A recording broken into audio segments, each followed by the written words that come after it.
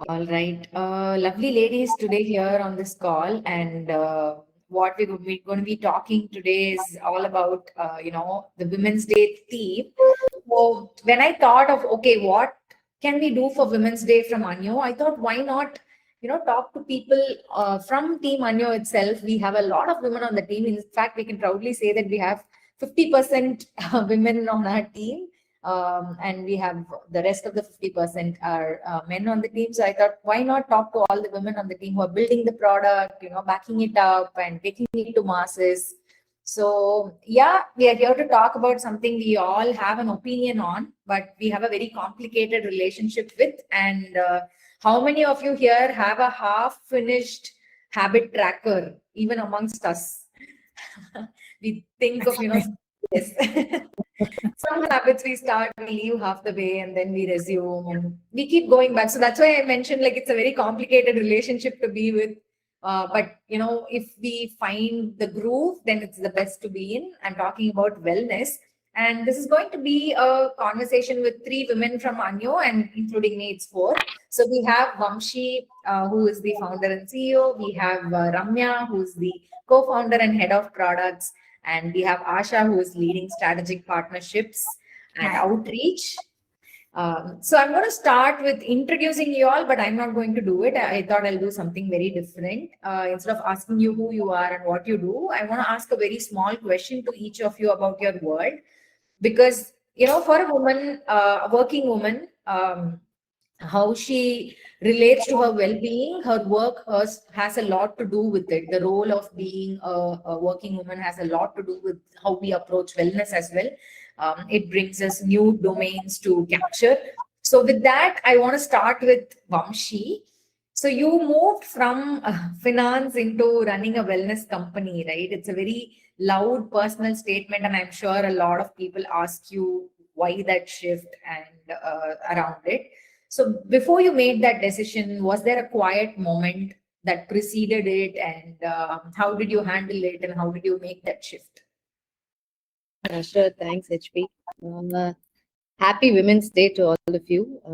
That's first, and then to answer your question, I think the quiet moment is mostly about the gap between how the world perceives you and what you're seeing about yourself inside, right? Like the dissatisfaction is one. I mean, could be a term, or we can call it what you want to be versus where you're going. If that is not in sync, I think it's very loud and clear internally. I think that's what was happening to me, and I was doing well for myself, and that's what the world was seeing me as. But internally, I wanted to do something different, and I thought I should do it now. Otherwise, I will never be able to get there. So that's what triggered me. And of course, I had a lot of people supporting me in this process, helping me talk to more people, understanding what could be an alternative, etc. So that itself took a long time, and I needed a lot more people to help me out to even figure out that it's wellness. That's what I wanted to do. But the storm is more inside, and I don't know if it's quiet or noisy, but it's within. Great. So 2 points I picked up, right? You took your time, you took support. I think these two things are very essential to even a personal wellness journey. So those are my takeaways, and for our audience as well. So now I'm just going to move on to the introduction to Ramya. So you've been working in tech and the product domain a lot, and we all know that this world of technology moves really fast, and it also rewards the output that you make. And I'm sure building Anyo as a product, as the mobile application, you've had a rewarding journey, and it continues as you see the output coming out there, right? But what does it feel to be like a woman in this environment, which is very fast and it's very day to day? And tell us about yourself with that question. Honestly, I mean, it's a very energizing, fast-paced environment.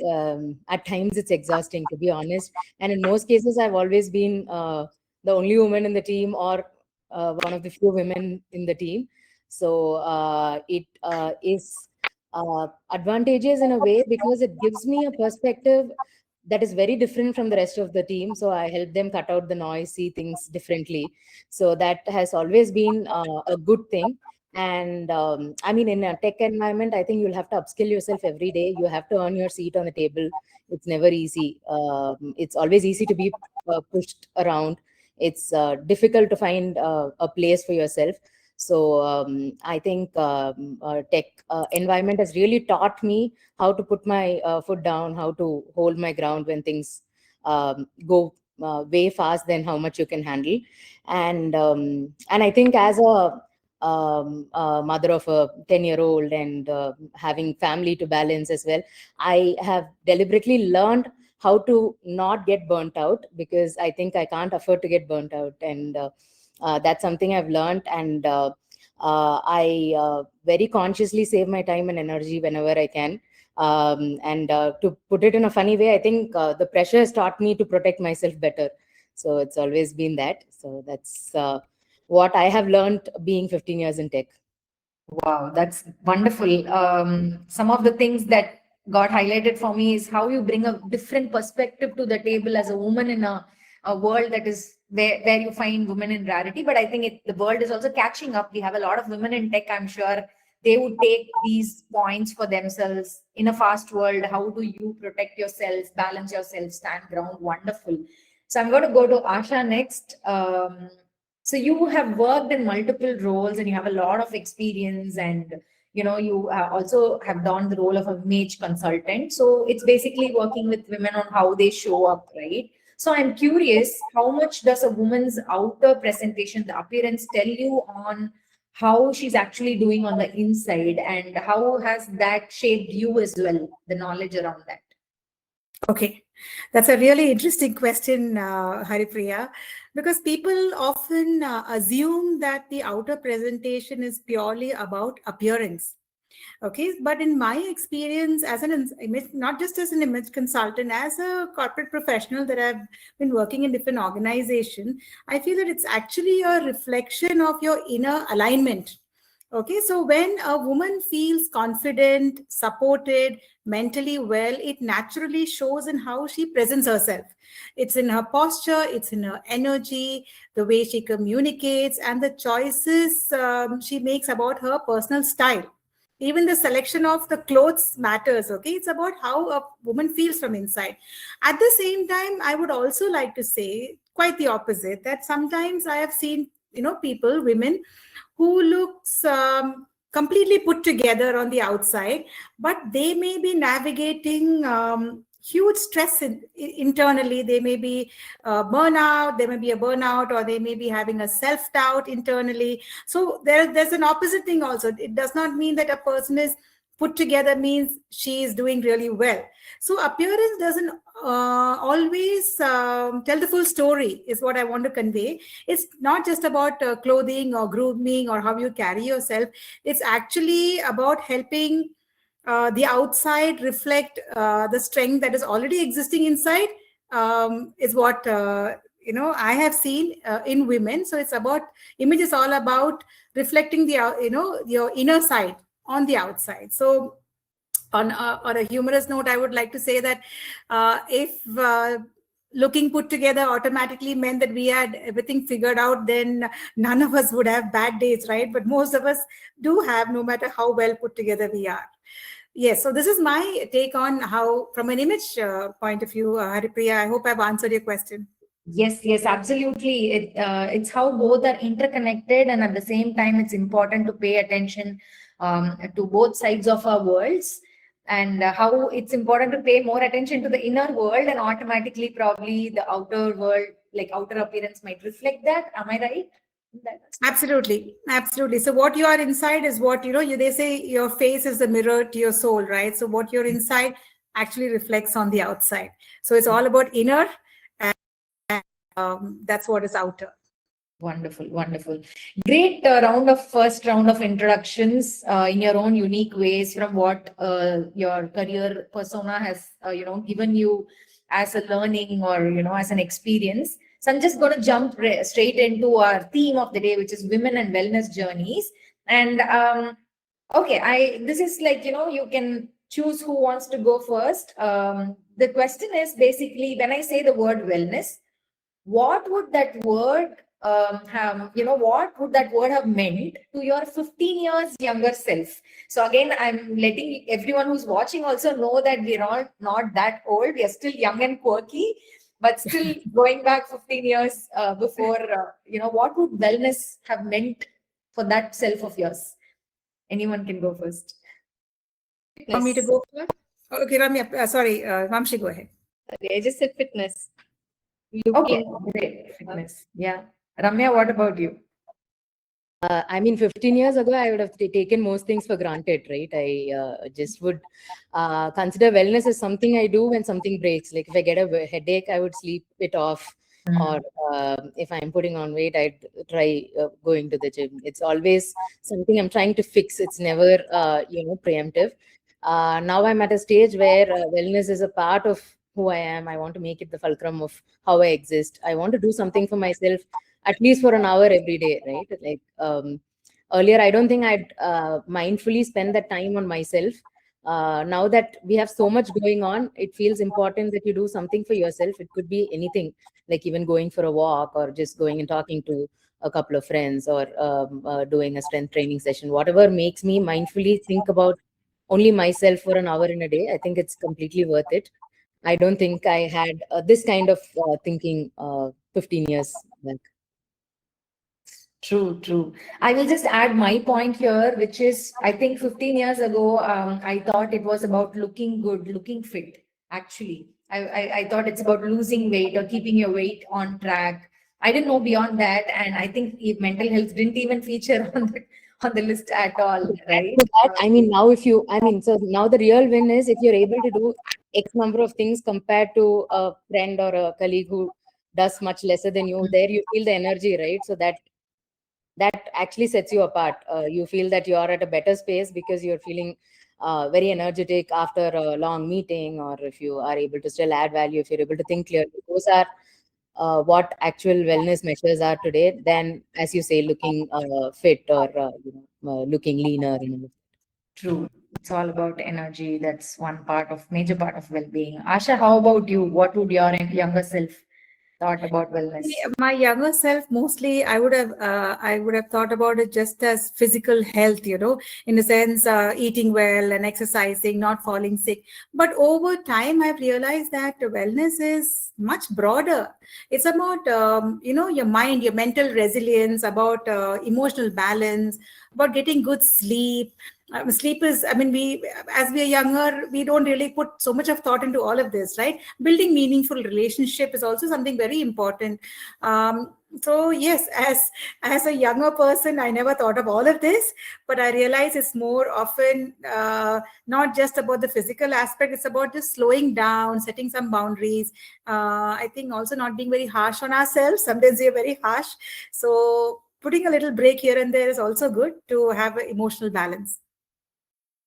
That's so true. And also the whole idea of wellness earlier was about, the right amount of hours of sleep if if you've slept well. Or sometimes it was even about, oh, I should not get diabetes 20, 30 years later. That's how much of a window we had into wellness. But today the world has completely changed. We are in a world of data where we're able to track a lot of things, go deeper into quality of sleep. We have so much content around different stages of sleep and how to induce and go improve quality of sleep. We have so much of that inputs today amongst us, but still we find that a lot of women, a lot of us, either at some point or completely, we have to put more it on the back burner, right? And actually, I want to come to you with this question. Which aspect of wellness do you think women easily put on the back burner from what you have observed? It could be around you, within you, or even, in the users that we meet on the app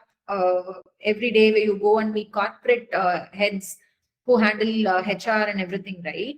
When it comes to women, which aspect do you think we put on the back burner easily and put the entire deprioritize? business on the back burner. We No, I said we put the entire wellness on the back burner. That's most of us, right? We always prioritize everything else and put us in the last, and therefore everything about us becomes less priority.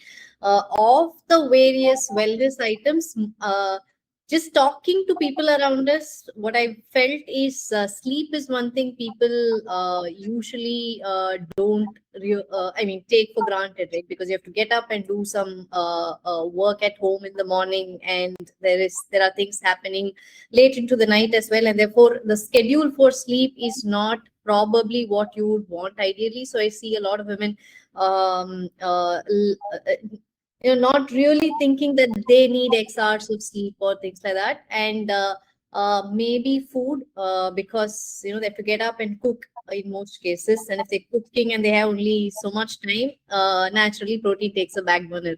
So these are the two things I see people mostly neglecting. Yeah, if food and sleep is neglected, fitness doesn't stand a chance.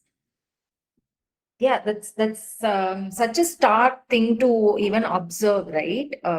How we easily put these things and deprioritize it. And I also think women who have their hands full, even the social connection part gets dismissed completely. Like, meeting a friend. It's very rare that, 2 days back, I was all of a sudden remembering who my best friend in school was, and I was trying to reach out to her.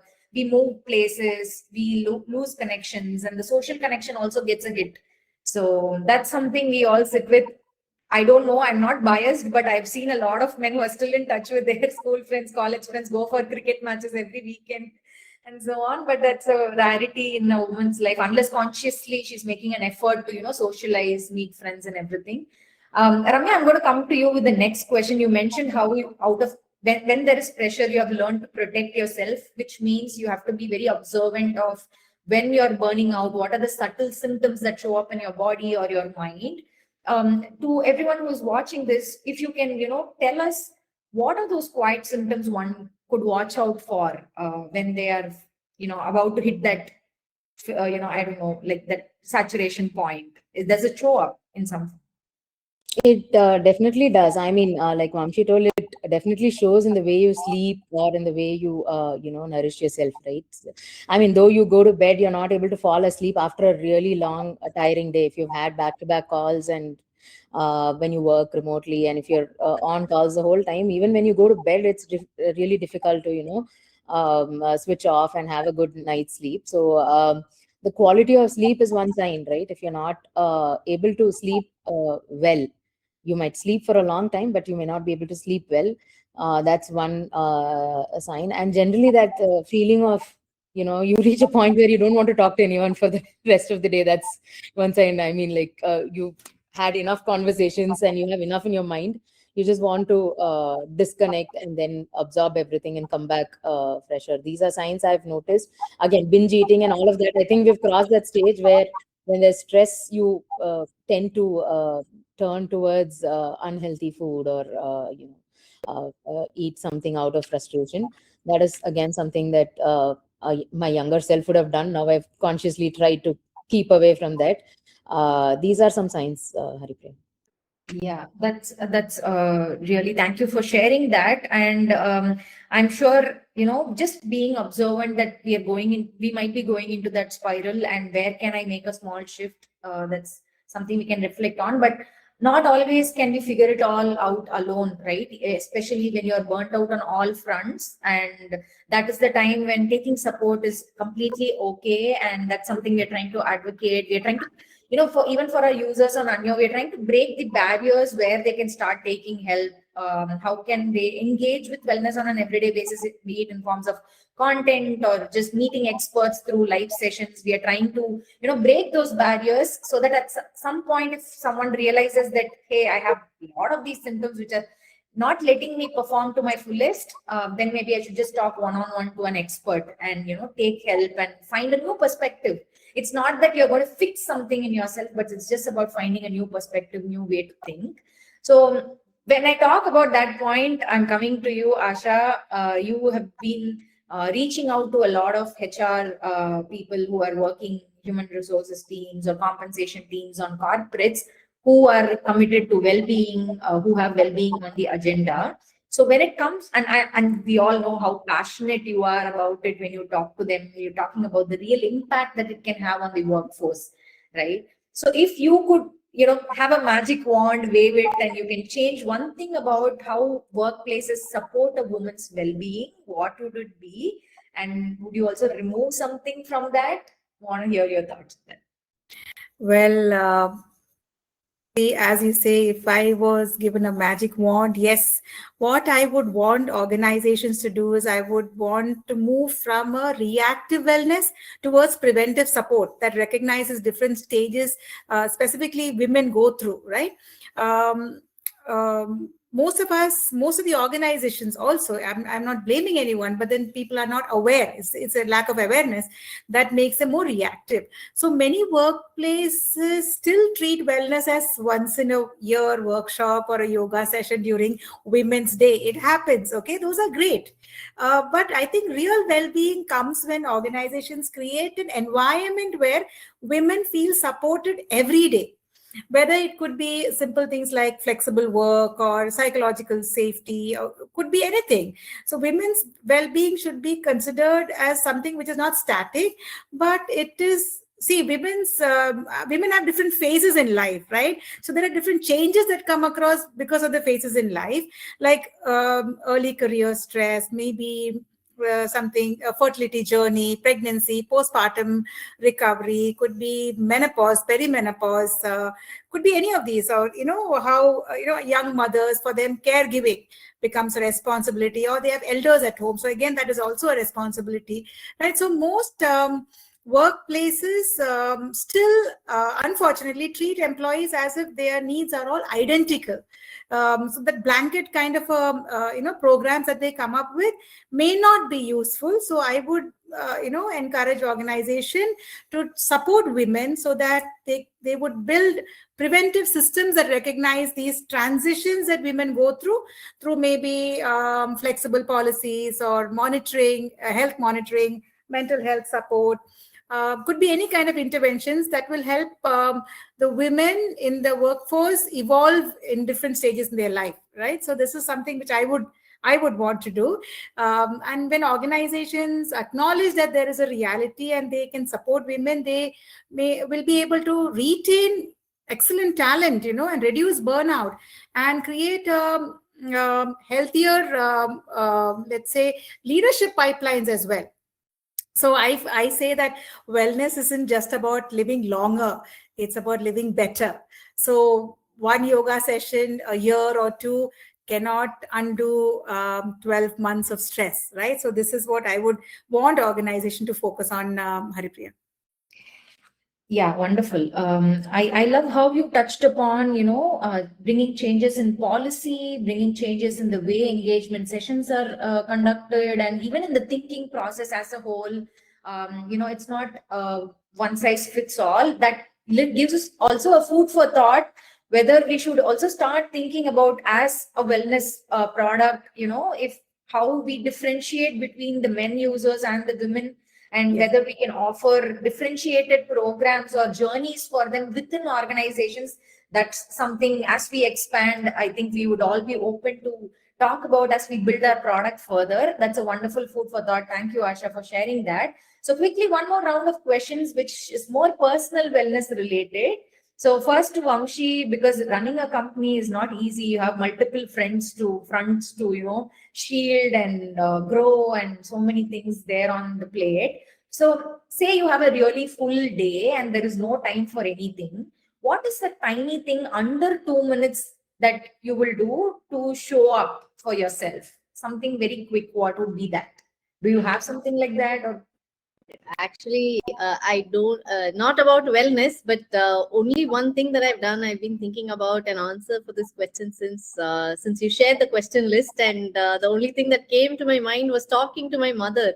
So wherever I am, I've always spoken to her for 2 minutes.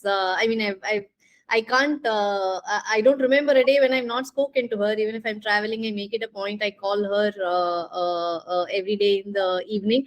I would hope it comes under mental wellness, possibly, because yes. is a good source of positive energy. So that's the only thing that I've done as a habit, and it's stayed with me. And if I have to add, it's not under 2 minutes. But yeah, if it's a bad day, at least one of the things, you don't make it worse further by eating difficult foods. So that's one thing that I follow. I keep the food simple on days when things go really bad, because that's how much the body can handle. So I do it, but I don't think it's under 2 minutes. But yeah, talking to my mom is one thing that I've really done done always. Wow, that's a lovely hack. The second one is a lovely hack because you're also tuning into your body, giving it that space to recover from, whatever the mind is holding heavy, or that a flood is coming. So you're preparing yourself for that by not giving too much work to your Most of body. us do the opposite, right? When you're Yeah. having a tough day, you might actually do the opposite. This is a good hack. Yeah, it's wonderful. And the first one, of course, it does come under wellness because all of us, if we have that one person go to whom we can confide in or just lean in, that's a wonderful thing to have in life. I love how you shared very authentic ways in which you handle that. I have next question. I'm going to ask Asha this question. So there is this phase that we all would have, tried some wellness habit with full sincerity, but it might have fallen apart at some point. So we, on a normal day, we would call it failure. But has that happened to you at some point? And looking back, what do you think it is telling you, or how do you view that as a wellness habit? How do you view that in your life? Yes, I think wellness itself is a habit. Okay, so why most of us don't do something right is because we are unable to sustain that habit. We start off something, and after some time, because of a maybe busyness in our life, because we have too many things in our plate, or maybe just plain laziness. Okay, could be either of that. So we don't end up completing that start that we did for starting a habit. So I must say that I'm a victim of that, where I have started something and I've been not able to sustain it. But recently I've started doing one thing which is, gratitude. So every day when I wake up in the morning, I ensure that I spend at least about 10 minutes listening to some pleasant music, and also just thanking for whatever I have in my life. That is something which I've started. And I must say I've been succeeding it every day. Okay. So that's something which is a success for me. But generally, many other things that I've started out could not get, the success that I'm getting right now with this habit. Yes. Yeah, that's wonderful. I love how you, shared from the heart of what you're doing.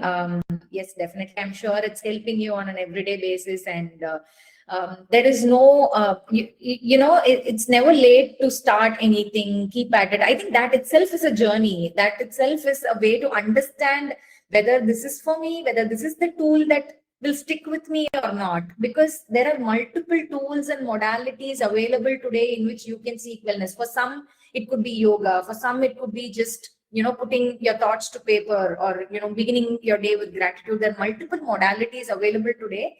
And I think even if we give ourselves the chance to explore and identify where we click, I always give this metaphor in the Avatar movie. You have how they connect to the source through their, the plate that they have and the source. Like that, if we are able to connect with some habit or tool and experience the benefit of it, even if it sticks just for 1 week or 1 month with us, did we really enjoy the process and do it? That's all that matters. And we can continue to explore.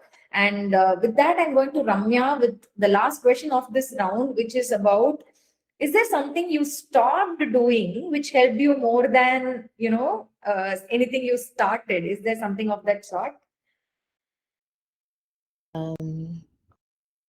Probably have stopped deliberately sleeping late because I love to stay awake at nights. So I like to challenge my timings, stay awake on weekends just because that's the only time I get. Now I've decided that my body is giving up, so I've started sleeping on time on weekends as well, because there's no point in testing some of these beyond a certain age. So I'm like, I've stopped sleeping late, trying to stick to a sleep rhythm, be it weekends or weekdays. One thing I think is probably, I mean, I won't say I'm fully successful yet, but that is one thing I'm trying to do. Yeah, great, great. Wonderful. Listening to your body, that's really important. Okay, are you all ready for the next round, which is the rapid fire? Vamshi, you mentioned that I shared the questions before, but for rapid fire, I haven't shared it with any of you. I have about 6 questions, which is 2 for each. So, who wants to go first? Who's I'm putting out. You should give us buzzers and we should be pressing it. Sorry, I don't have it on this system. Okay, so you choose. Yeah. It's quite easy questions, I hope. So the first one, maybe I'll go to Asha because I think your work is very much connected to the clock because the, reaching out, outreach is very much connected to the time of the day, the clock and everything. So do you have a calendar rule that you use to protect your focus because you work with time windows? Right. So the time window that we have is something which is very critical, Haripriya. So it's very important that we focus on that. So I always have a plan on a daily basis as to what I need to do, and I stick to that plan. Because if I deviate is when there is a problem. So sticking to the plan and making a plan and sticking to the plan is very, very critical when we are following a time window. Yes. Great. Next question is for Vamshi. In fact, I think the others on the call are going to, tell me that I'm biased, but because it's going to answer, she is an advocate, hard advocate of this particular thing. Vamshi, your simplest way to sneak movement into a packed day? Simplest way, yoga is something that I like. Otherwise, walking is something that I do. I was expecting that. Yeah. I just call it with, I think the role itself makes it easy. You can just take your phone and keep walking and talking to the other person. Most of the movement is done. Yeah, yes, we all know that secret. Sorry. Then we have a nice office here with good greenery and quiet roads. So walking becomes easier with that.